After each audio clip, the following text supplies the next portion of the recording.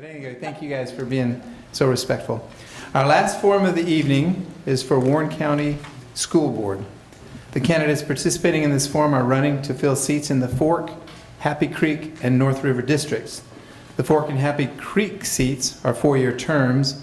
The North River seat is a special election to fill an unexpired term which will run through 2023.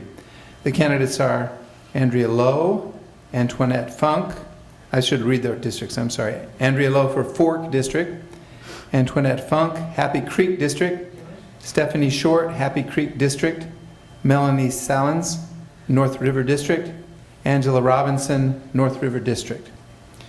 We'll begin with opening statements. We drew numbers prior to this session, and so our first candidate is Stephanie, or Ms. Short. I'll go with Ms. Short, and they're in order, so we'll progress through the questions in order of how they're seated. So we'll begin with Ms. Short's opening statement. 1 minute, please. Thank you for the opportunity to speak to you all today. I've lived in Warren County for over 20 years. Make sure you're close to your microphone. I've lived in Warren County for over 20 years. I've experienced in all kinds of educational settings. My children have attended private school, homeschooled, online accredited program, and public school. My oldest 2 children are graduates of Warren County High School. I was recently asked, why would you want to run for the school board? And I have many answers to that question. I believe it's a perfect opportunity to continue my work, service of my community, working with the youth in our community. Our children are our future and should be our priority. There have been many mandates and policy changes that are coming down from the state that don't align with our local values and beliefs and take away parental rights. So I would like to help fight to preserve our traditional values while preserving parental rights. I would like to ensure that we are providing the best opportunities and resources for all our teachers and students by reviewing the budget and creating a transparency of our finances. Thank you very much. Ms. Salins, your 1 minute. Buildings, budgets, policies, and curriculum. That is what a school board does. I was appointed to this seat for a reason. My resume has relevant experience in all of these areas. I don't have time in 1 minute to give you my detailed bio. I urge you to check out my website, melanieforschoolboard.com. I am not an educational insider. I have been showing up to meetings to defend our citizens and our children for several years now, co-founding both Birth Local and Warren County Coalition. You don't have to question what my views are. I make them well known. I showed up to the Republican Forum. I showed up to the St. John's Forum. I was serving as the Republican North River Magisterial District Chair for months before this seat was open. I have been volunteering on the Youngkin campaign. You won't find my signs next to McAuliffe's. I am excited to serve on the board as Youngkin implements his positive changes for the schools. I am the Republican-endorsed candidate, and I have and will stand up for children, parents, teachers, and taxpayers. Thank you very much. The red light's on. Okay. Ms. Lowe, your 1 minute. Good evening. My name is Andrea Lowe, and I'm on the ballot for school board in the Fork District. I started attending local school board meetings in 2017 when my husband and I were preparing to send our oldest daughter to Ressie Jeffries. My career is in education. I have a master's degree in education. I taught high school for 5 years, and for about the past 10 years I've been working in higher education. So I wanted to find out more about the school before enrolling her. So I took a tour of Ressie. I asked about how they handle discipline, their expectations around homework and grading, their attendance policies, and their test scores. I attended school board meetings and looked into the issues on the agenda. What I found was a staff that cared and policies and initiatives that reflected best practices in education. We did end up enrolling our daughter at Ressie, and we had a great experience watching her learn and grow there.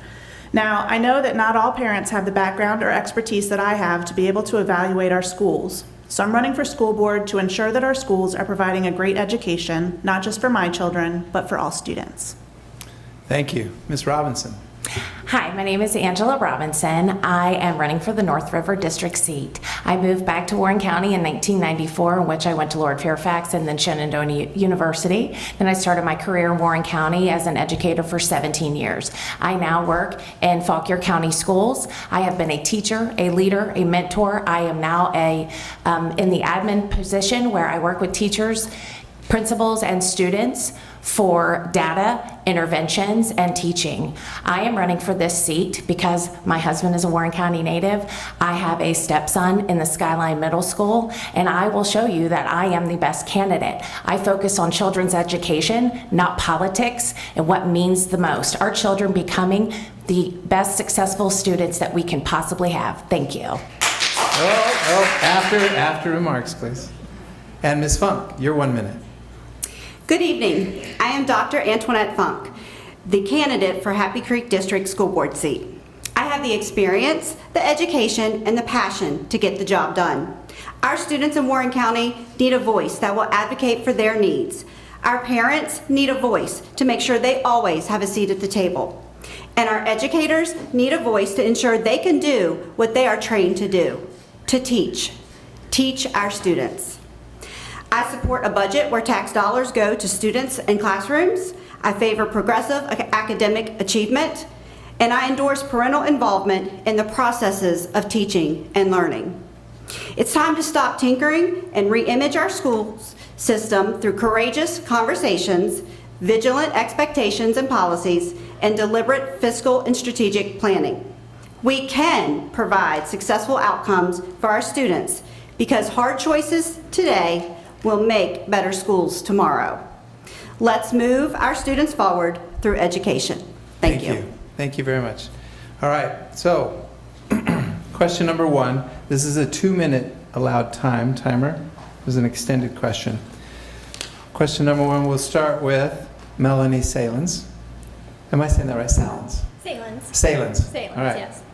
With respect to all of the discussion, concerns, and emotions surrounding critical race theory and LGBTQ accommodations, briefly explain your understanding of current laws regarding these issues and how you plan to address them within our school system. Well, the current law for transgender rights is that we cannot be making transgender students travel far distances across the school in order to use alternative bathrooms. However, what I found concerning with the model policies is that the VDOE's model policies grossly exceeded what the actual new law stated, and they removed parental rights to know something as basic and fundamental as what their child's identity is while at school. It also expanded upon to allowing overnight hotel stays, and again, the parents do not have a right to know. You cannot remove parents from something so personal in their children's lives. I favor fairness and solutions for all children, and we have to take into consideration all of their feelings. As for critical race theory, I believe it should stand for creating racial tension, because teaching children that they are inherently racist and should hate one another, and then training our school staff to implement those beliefs in their trainings, I can't get on board with that. Thank you.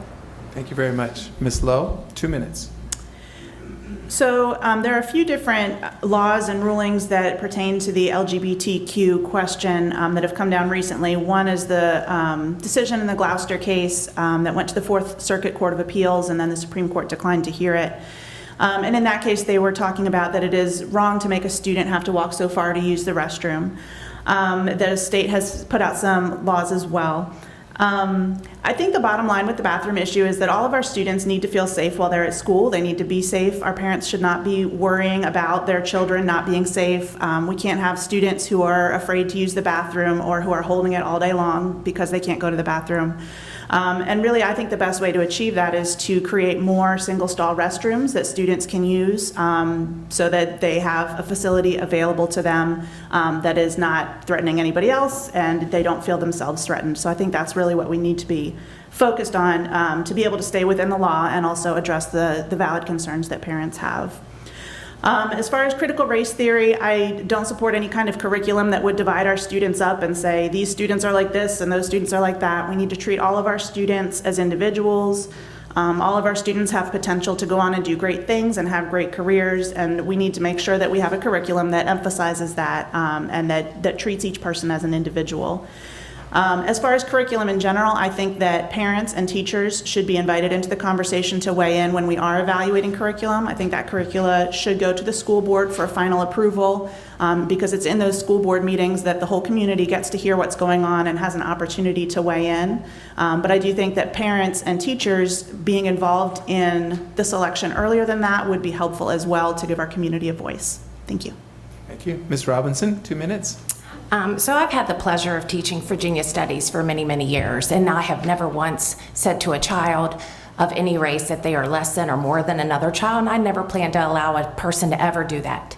In my school, in my county, that I would be in the school board. That's plain and simple. That's the answer.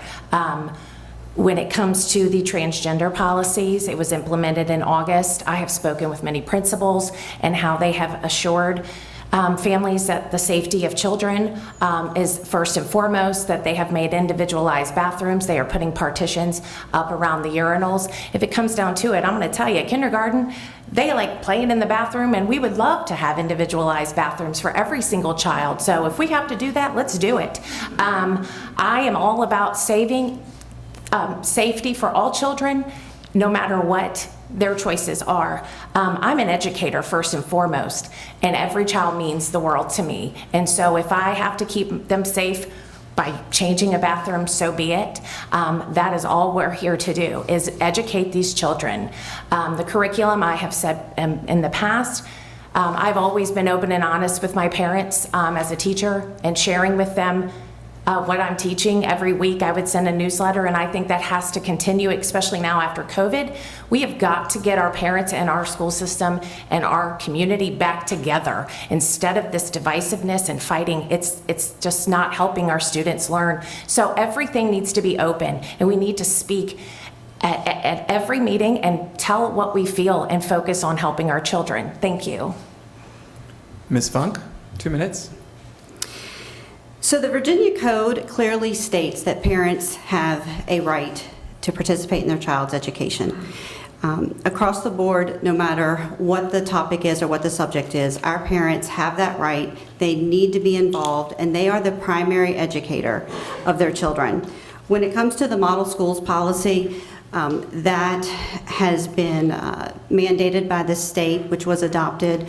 I have also been able to talk to various teachers and principals about how they are monitoring that. They have been very creative. Our bottom line is we have to support our students to make sure every student feels that they are in a safe place to use the restroom. One of the things I know that some of the schools are doing are individual, they go in one at a time to the restroom. Or they are using the single stall restrooms. As far as the CRT, I don't support any curriculum that is divisive among our students. We need to make sure that we are teaching students, we are teaching them how to do math, how to do reading, and we are teaching them to think. We are not teaching them what to think. Communication is huge when it comes to these topics. We need to include our parents in that. We need to make sure that our parents are at the table having those conversations, they are part of the meetings, and we need to make sure that the information that we provide to them is accessible. We need to make sure that as teachers, as our county, on our website, that things are accessible so that all of our parents have the opportunity to participate in those conversations to support their students. Thank you. Thank you. Ms. Short, 2 minutes. The current law on the transgender, the Virginia model is much stricter than the law is. And as Melanie said, it takes away parental rights. It takes forever to go through, and you have to chase all these, codes and read all the models and try to figure out what they're saying. And so eventually it came down to the point that it does take away parental rights. And, I'm a parent. I have a right to my child, I have a right to know how he's feeling or what he believes. So when the transgender policy came out, I got parents involved. I let them know what was going on so that they could come and voice their opinion, because I didn't want it to just be my opinion. It should be the community's opinion. So I did that, and I don't agree with it. The case that came up said that school boards could contest it, but parents could not, there was a lawsuit that came through, it said that parents did not have the right to do a lawsuit against the Virginia Board of Ed, or the federal, but the school board did. So, that would be something that have to be considered, is if we don't agree with policy, are we willing to stand up? Are we willing to defend our students? We should be protecting all students. We should be making single-stall bathrooms. Bathrooms have always been an issue in public schools. Bullying, drugs, whatnot. It should have been addressed before now. So single stalls are my solution to this, but the other part about the traveling and the locker rooms and the parental rights, that's an issue.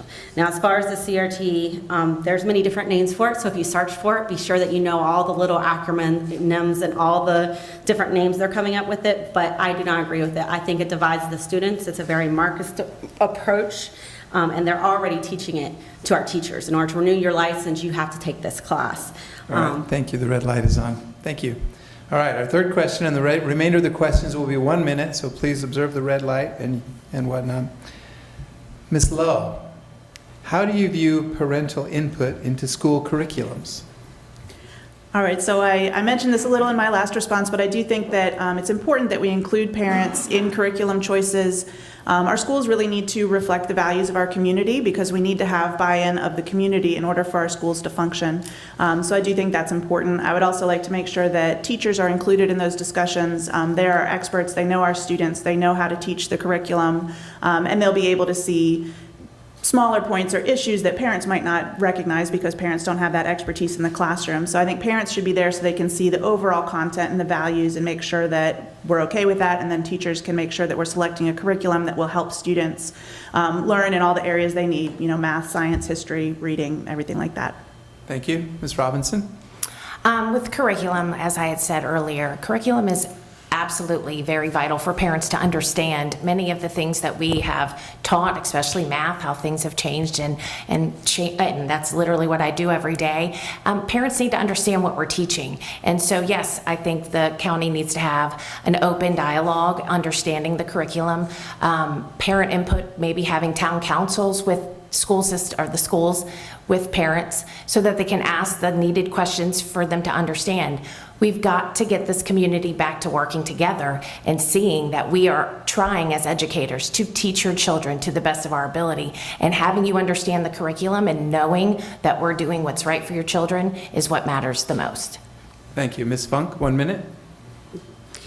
So the first thing we need to do is make sure we are communicating. We need to make sure that at every grade level, we have clear communication to our parents about what are those standards and what our students are going to experience throughout that year. So that way they know before they start in August what to expect. The second thing that we need to have in place is when it's time for a new adoption, either of material or standards, we need to have a clear process in place where we can create a committee of community members, parents, teachers, board office staff that come together and that evaluate all the options on the table, have deep discussions about what that is that we are potentially voting on to bring to our students, and have those conversations. So through communication processes and committees, we can make sure that parents have a place at the table when it comes to their child's curriculum. Thank you very much. Ms. Short? A parent asked me early on what I felt about curriculum, and I told him I would really like to see a committee of parents. They do put, when they have curriculum changes, the curriculum is put in the library, but I have 4 kids, and we do go to the library, but I don't necessarily have time to go there for all day to do a thorough review of that curriculum. So there has to be some way that we can review the curriculum, get community input, and have parents be able to not spend 40 hours at the library reviewing a new curriculum. There's got to be some balance, and communication is key, because there were times I didn't even know it was in the library, but I did happen to be there, so I found out and reviewed it. But communication and the committee and reviewing everything. Thank you. Ms. Salins, 1 minute. As Stephanie pointed out, we do already have something in place where I need you to write up to the microphone. we already do have something in place where where curriculum and new textbooks are placed in the library. It is not well advertised, and it is a very short period of time that is there for parental review. As a homeschooler, I review curriculum every single year, and I change it as needed. I really like what Pennsylvania has just implemented, where they are putting all of this online, including lesson plans and teacher notes, so that the parents can truly get involved with their students and understand what exactly is going on. Parental involvement is always the best thing. The schools are providing a service, and we need to make parents feel welcomed and included in that process. Thank you. Thank you very much. Moving on to question number 4. Ms. Robinson, we'll start with you. What are the biggest challenges facing our school system locally, and how would you begin to address them? I want to first start by saying something positive about this school system. When we shut down in March of 2020, within a few weeks, when we were allowed to start trying to educate again, Warren County had a one-to-one for middle and high school kids, and my stepson was able to get right on there and continue his education. So I applaud Warren County schools for that. First, well, that's my positive. My thing that we need to focus on, again, is our community. We have got to get parents' trust back to our teachers. We've got to get our community involved with making our schools better. We have wonderful students. Her daughter's getting ready to graduate from the University of Alabama, and I'm proud to say I taught that kiddo, and I hope she comes back to support this community that we love so much. It is vital. If we do not bring back our community, our children are not going to thrive, and that's what we need to focus on and improve. Thank you. Ms. Funk? There's 3 things that are right now that we are facing, not only in the county but nationally in education: academic achievement, recruitment and retention of teachers, and coming back from COVID. We need to focus on those 3 items.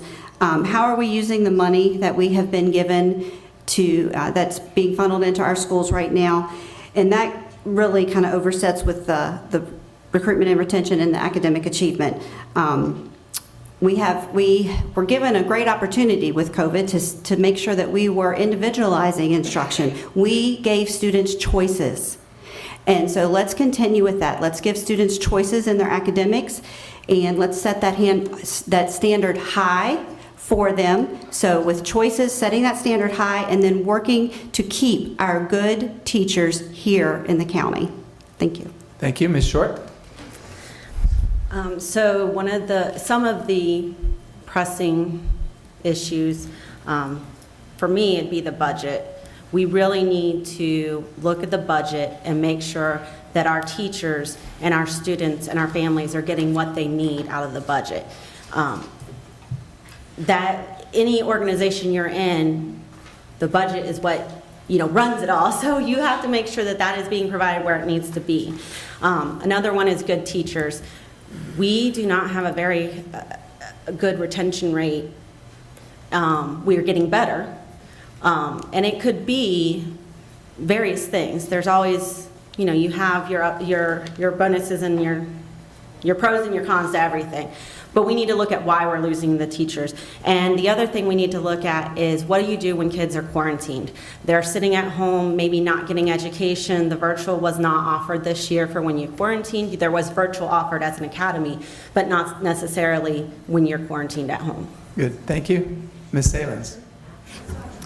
So obviously there is the issue of COVID, but I say, hey, let's make this a great fresh start. I think we could have good things come from this. The school choice options, we just voted to expand the virtual options. But really, I want to raise the standards. I want to raise the standards for core mastery of subjects and for the behavior. I think if we can improve on the behavior and the discipline, that will help with teacher retention. So yeah, I would like to use this as a fresh start to really raise the standards overall. Thank you. Thank you. Ms. Lowe?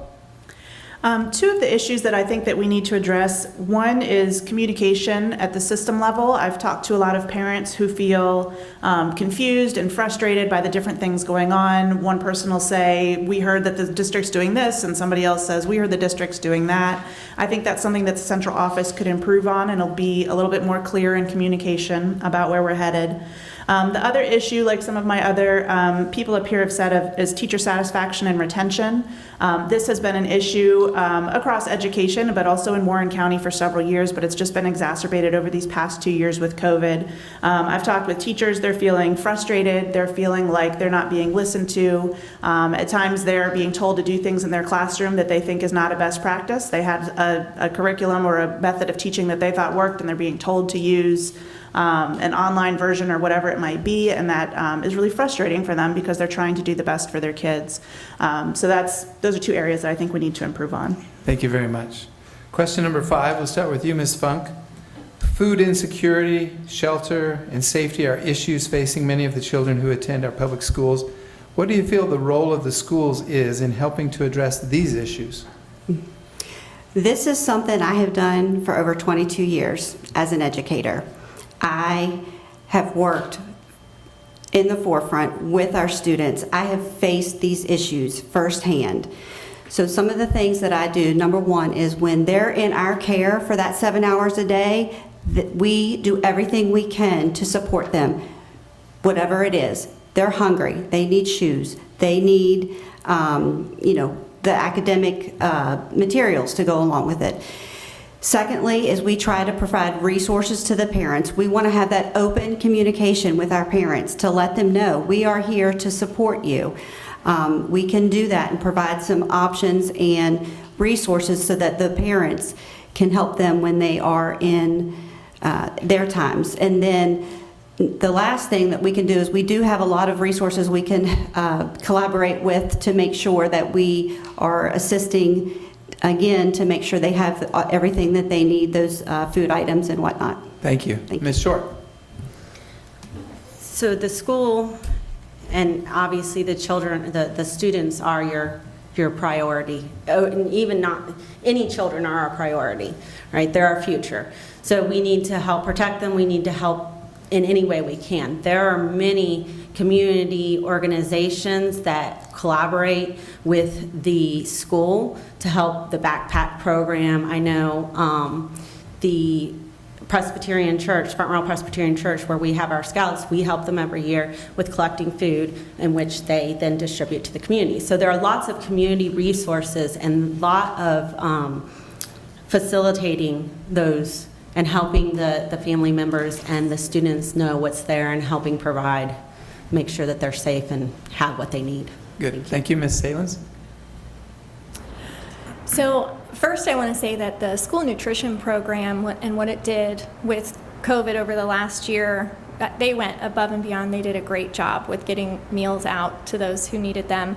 And as Stephanie said, we also have a fabulous support network in our community. I would really like to integrate more, asking the churches and the charities and letting them know what our needs are so that we can have those needs met. There are tons of wonderful people in this community who want to help. We just need to be more clear with them as to what help is needed and how they can do so and get those resources to the right places. Thank you. Thank you. Ms. Lowe.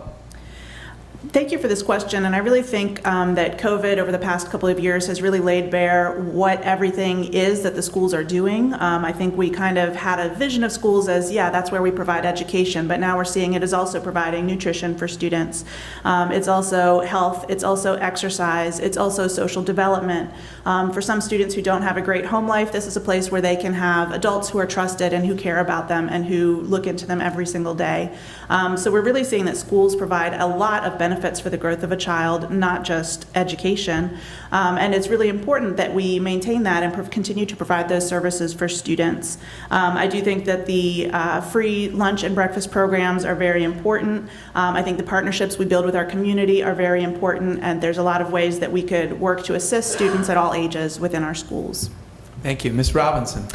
Our county is at about 50% free and reduced lunch. That's a concern. It's been a huge concern of mine for many years. When I worked at Rusty Jeffries, it was disheartening to see how much we struggled. I think the program of having free breakfast and lunch should continue even through COVID, after COVID. It is something that we should get from the federal government. They're our children. And exactly what Ms. Lowe said, we are their savior. We are their safety net for 7 hours of the day.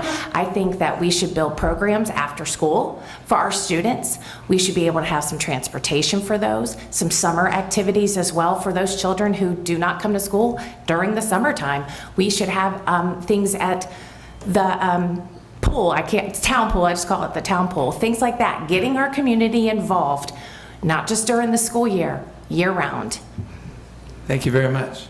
Moving on to question number 6, we're back to starting with you, Ms. Short. Teacher retention is a problem. Warren County loses many teachers each year to other localities. Do you feel there are strategies to help combat this problem? There are. We've improved over the last couple years. We've increased our pay rate. There's other benefits and stuff that we've done over the years to kind of help with this. We are now above some of our local counties pay-wise, not nearly as high as Northern Virginia necessarily. We're a smaller area, we can't necessarily afford that. But it's not always about the pay. I've known people who've stayed at jobs because they liked their boss and their work environment and the resources they had versus the pay. So we need to look at things other than just pay, although pay is important, I'm not saying that, but we need to also look at work environment, benefits, and things like that to see if we can come up with a plan to continue to help keep our good teachers. Thank you. Ms. Salins. So we have given raises recently, and then hopefully when Youngkin wins, he will also be extending raises to our teachers as he has promised. We are currently ranked second highest when compared to relative counties for median income and home prices. I think one of the things that is most critical is enjoying your job. So we need to look at why are our teachers not enjoying our jobs? Why are we hiring teachers from Ohio and Pennsylvania who want to come here and get that 1 or 2 years work experience and then go back home? They have no intention of staying. I was just in a budgeting conference today and they were discussing retention and performance bonuses. Teachers are not properly rewarded when they go above and beyond, and the ones who are sticking with us long term, they should be the ones who are incentivized with higher pay and bonuses. Thank you. Thank you. Ms. Lowe. So yes, I do think teacher retention is an important issue that we need to be looking at, and we have recently brought our pay up to parity or close to parity with surrounding counties, which is an important step in that. But it's not enough, and it's not the only thing. The rest of the things that we could do, the good news is most of the rest of the things we could do not cost a lot of money, but it's more looking at our structures that are in place. As I said before, making sure teachers are being listened to, making sure that our leadership is sound and that we're reviewing our leadership and ensuring that we're hiring great principals, great school leaders, great central office staff that will support our teachers. We could look into professional development for teachers and make sure that they're getting the tools and resources they need. We could look into creating more support for teachers in their first few years. We do get a lot of teachers here who are in their first few years and then leave. So we could look at what that is and how we could improve that. Thank you very much. Ms. Robinson. So teacher retention is obviously very close to my heart. It's not always about the money. Give them a lunch break. Stop taking their planning for meetings. I literally canceled a meeting today because my teachers need to get ready for parent-teacher conferences. These are the simple things that we need. Bring them cupcakes. Just make them feel appreciated and respected and admired. We rallied through COVID. My family who are educators, myself, we came back and we conquered as best that we could last year, and that needs to be acknowledged. That's how you keep your teachers. You respect them and you praise them for what they're doing. We're all there to try and make your children better people. And so how we're going to keep them here is by knowing that that's what we want. We want them to be here because we think they're great. Yes, of course, I've said before, who doesn't want a pay raise? Doesn't mean I want to raise our taxes and give us more money. Everybody would like to have more money. So thank you. Thank you very much. Ms. Funk. So teacher retention and recruitment, I feel, go hand in hand. There's 3 things that we need to make sure we take a look at for teacher retention and recruitment. It's having a comprehensive and a competitive plan and a welcoming culture. We need to start thinking outside of the box because everything doesn't always end at the dollar sign. What are the things that we can do? Could we partner with our county and town for insurance benefits that would lessen the rates of our insurances that everybody has to pay for those individual or family plans? They are very, very expensive. Can we look at housing bonuses? Affordable housing is very challenging around here, so let's see if we can look at some housing bonuses, or maybe sick leave bonuses, because we know how difficult it is to take a sick leave as an educator. And it's easier to come in and fight it. So let's look at sick leave bonuses for those who are always there every day in front of our students. Let's make sure that we collaborate with all of our local entities to support our staff. Thank you very much. We have one final question, and then we're going to have closing remarks. We'll start with you, Ms. Salins. It is imperative that our schools are well maintained and safe. What will you do to ensure that this is the case? And do you have ideas for funding upgrades and maintenance? I did go last on the last question, but I will happily go first on this one as well. Thank you. So you asked how we were going to keep our students safe. Yeah, so it's imperative that our schools are well maintained and safe. What will you do to ensure that this is the case? And do you have ideas for funding upgrades and maintenance? Well, as far as the funding goes, all of our school renovations have gone grossly over budget. I'm talking they have been double the budget. So we need to get on top of that and make sure that we actually stick with the budget.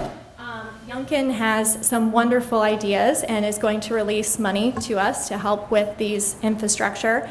And then as for behavioral, one of the things I introduced last night at the school board was having behavioral reports given to the school board, because we are not being given those. We cannot fix what we do not know about, and we do not want to be in a situation like Loudoun County just was. Thank you. Thank you. Ms. Lowe. Thank you. Yes, I do think that's important that we maintain safe facilities. And fortunately, I have looked into this, and the school board does, and the central office, does have a maintenance schedule. A lot of these are expenses that do not creep up on you. You know, we know what the approximate life of a school bus is. We know how often, in general, you need to replace a roof. We know when HVAC systems need to be upgraded. So it's really a matter of making sure that we're paying attention to those items, having a running list going, and keeping an eye on what those things will cost, and then being able to budget out for those necessary renovations. Thank you. Ms. Robinson. So it made me think, of course, that LFK is finally getting an HVAC. About 11 years ago, my heater busted with oil and water spewing out of it in LFK and ruined the entire carpet. That should have been fixed years ago. That's something we need to address, having safe buildings for our children to attend. That is one of the most forefronted pieces of the budget for me. The other pieces of, sorry, I lost my train of thought. The other piece of that is we have got to focus on what's happening here in Warren County, and we need to make sure we keep our SROs. I think they're vital. They build strong relationships with our students. And we also should have behavioral intervention plans with our children through TDT, therapeutic day services, that also would help with behavior as well. Thank you. Ms. Funk? The first thing that we have to have in place in all of our buildings is that safe environment. We need to make sure that we have high expectations and accountability for all of our students and our staff that come into the building. And we need to make sure that we are helping our students to understand what those expectations are, because they can all achieve and they can all be successful if they're in a safe environment. As far as our buildings, we need to have a solid capital improvement plan. We need to make sure that we know what our buildings look like. We know what their needs are. We need to make sure that we have that laid out specifically in our comprehensive long-range plan. And not having anything vague, it needs to be specific with details and again, we need to be accountable for what we put to paper. We need to make sure that if we say we're going to do this, this is where we're going to put the money in, because our students want to be in school, they want to be there, and they deserve to be in beautiful buildings and everybody having that equal opportunity to learn. Thank you. Ms. Short? There is currently a maintenance schedule and actually they talked about it at one of the recent school board meetings. But there's always room to improve. And anything you do is non-negative, there's just always room to improve. So one of the key things that it comes down to me is budget. If you don't have the money to make the maintenance schedule, then you need to make sure you have that money. You know, you need to be maintaining your buildings and not waiting till they crumble. You need to not be going over budget on building new buildings when you need that money to fix the older buildings. So it goes back to the line-by-line budget, checking that out. Students should always feel safe at school. That should be something that we are, you know, adamant about. I know they recently were talking about adding resource officers. That is something that fully behind there. They are very vital in our schools to help maintain that and to help guide those children. Thank you. Thank you very much. Each of you will now have 2 minutes to express yourselves on whatever topic you choose. Closing remarks. We'll start with you, Mrs. Lowe. If you could take your 2 minutes.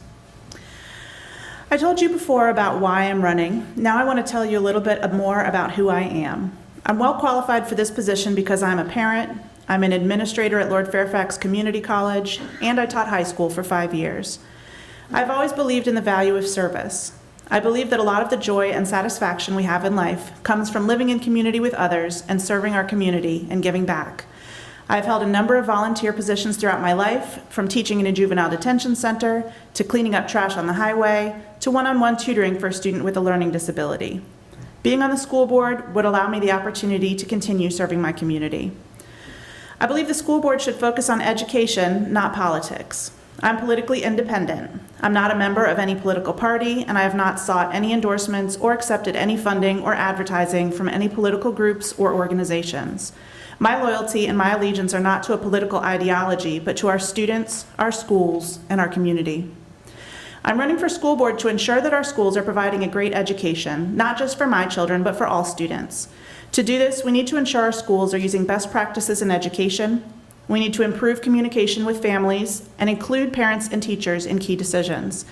And finally, we need to improve teacher satisfaction and retention. We can do that by focusing not just on the budget, but also by providing teachers the opportunity to give input on decisions that will affect their classrooms. Thank you all for coming here tonight or for watching this forum. I hope you'll join me in ensuring that our schools are providing a great education for all students.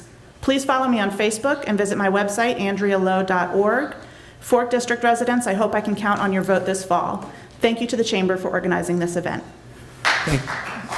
Well, at the end, please. Ms. Robinson, 2 minutes. They don't follow directions very well, do they? Thank you for attending this evening and giving me the opportunity to share my experience in the public education system with you. I assure you that I will dedicate my experience and my knowledge to each issue that comes before the board and to make decisions fairly and independently for all students and parents, regardless of your political affiliation.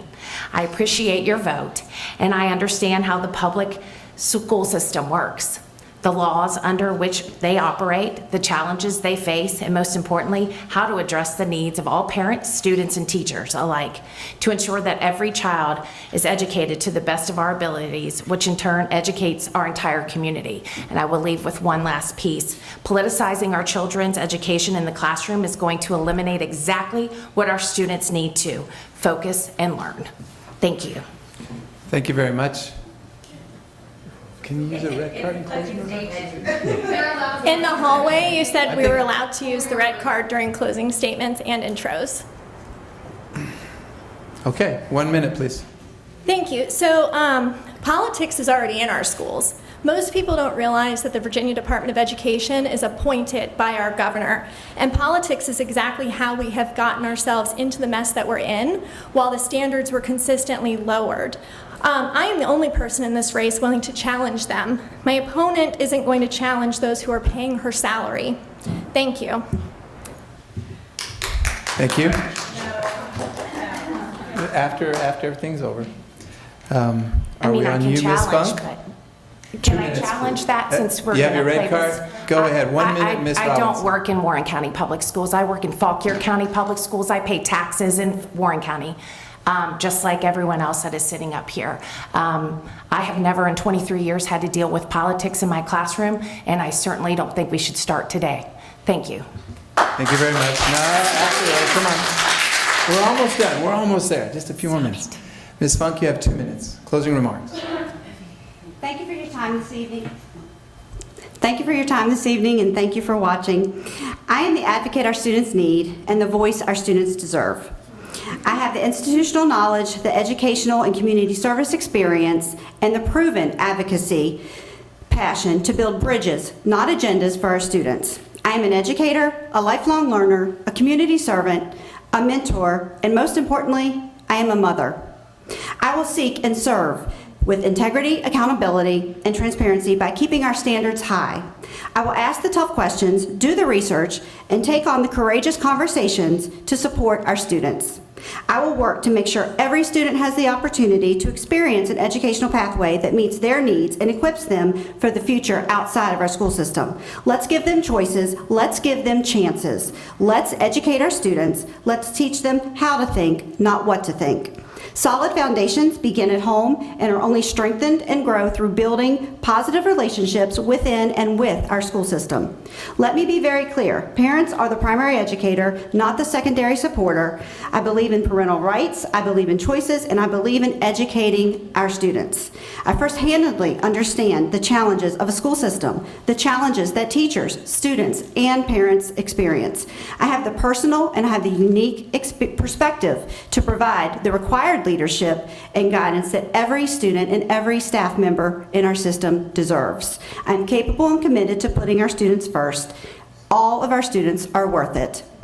You can follow me on Facebook, and I humbly ask for your vote. Vote for me, Antoinette Funk, your best choice for Warren County School Board and Happy Creek District. Thank you very much. Ms. Short, 2 minutes. Thank you for organizing this event. I know a lot of hard work went into it, and I appreciate you all giving us the opportunity to speak our views. I believe schools should be transparent in their finances. They should be ensuring accountability in the fiscal health of the school budget. They should be setting goals and have a vision for the future, and they should be advocating for students and families. Having children of my own who I've had to advocate in the public school system, I would like to ensure that we're providing the best opportunities and resources to our students, including the special needs students, and that could be done through looking at the budget. I believe that ideology and political agenda do not belong in schools, and schools should be for educating and not indoctrinating, and that we should protect all children because they are our future. I do not believe in critical race theory, cultural compliance, or any other name that it is given should be taught in our school. I believe in parental rights. School employees are not the second mother of the child. Parents are the parents, and they have the right to choose what is best for their child. Parental rights and parental choices are very, very near and dear to my heart. I'd like to leave you with a few thoughts. As school board members should be a leader in our community, someone that people look up to and respect, be willing to listen, be receptive, and learn, be understanding and caring. They should have a passion for what they do and be eager to serve their community. They should advocate for the students and families. They should be someone who's willing to stand up for the truth. I personally feel that I'm all these and more. By not being part of the school system, such as an employee or a teacher, along with my years of experience as a parent in different educational settings, I would benefit the community as I would bring a unique perspective to the board. I hope to help make a positive change in the quality of our education system and to help our students and their families. I will continue to advocate for our students. I hope to be a resource that community members, teachers, parents, and students feel that they can trust and know that I will take their concerns seriously and work to find a solution. And I hope to receive your vote on November 2nd and become the Happy Creek School Board representative. You can find me on Facebook as well. So, Thank you. And Ms. Salins. I see a broader view of what public education can look like. We have the opportunity to truly recognize the uniqueness of every child and provide them with an educational experience best tailored to them. As a homeschooler, I will bring a fresh perspective to the board, one that I believe will mesh well with the changes on the horizon for public schools. I am a constitutional conservative. I am raising constitutional conservatives. Without a strong school system, our country is headed for disaster. Children are our future. They are the future workforce, the future leaders, and the future voters of our country. In closing, I will make my platform simple. I believe in parental rights and parental involvement. The state does not own our children. Uncle Sam is not their daddy. I believe we need to raise the standards across the board, both the standards of behavior and the standards for mastering core subjects. I am pro-education, but anti-indoctrination. I like fiscally responsible budgets. I am for supporting teachers so they don't want to leave the profession. I research, I question, I like logical solutions. And one thing I hope everyone already knows about me from my involvement in many issues over the past few years is that I have the courage and assertiveness needed to stand up for what's right. But going along with this status quo is how Virginia has found itself and its school systems in the mess it's currently in. The movement has started. Virginia is standing up, and we are going to take back our schools. I believe our school board needs my strong voice. Thank you. Thank you very much.